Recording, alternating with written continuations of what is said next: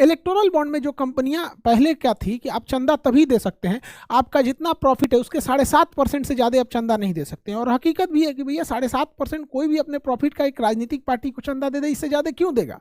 लेकिन इसमें कह दिया गया नहीं, आपको जितना मन है वो दे देना है।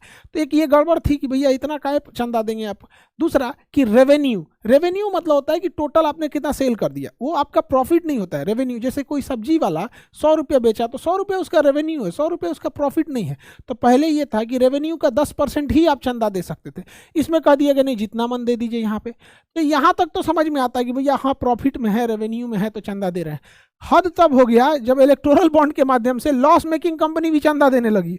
अरे भैया तुम लॉस में हो, तुम क्यों चंदा दे रहे हो। तो बड़ा गचपच होने लगा यहाँ पर। तो गवर्नमेंट इस जब सुप्रीम कोर्ट के सामने ये बात रखी गई तो सुप्रीम कोर्ट ने इस पर बहुत सख्त टिप्पणी किया था यहाँ पर। इसके अलावा एक और चीज़ था कि पहले भारत में कोई भी विदेश से चंदा नहीं दे सकता था। अब आप कल्पना कीजिए कि चाइना के पास बहुत पैसा है, चाइना अगर किसी भारत के राजनीतिक पार्टी को करोड़ों रुपए दे दे चंदा के रूप में और उसके पसंद की यहाँ सरकार बन जाए, तो वो सरकार भारत की रहेगी लेकिन वो इशारा चाइना का रहेगा।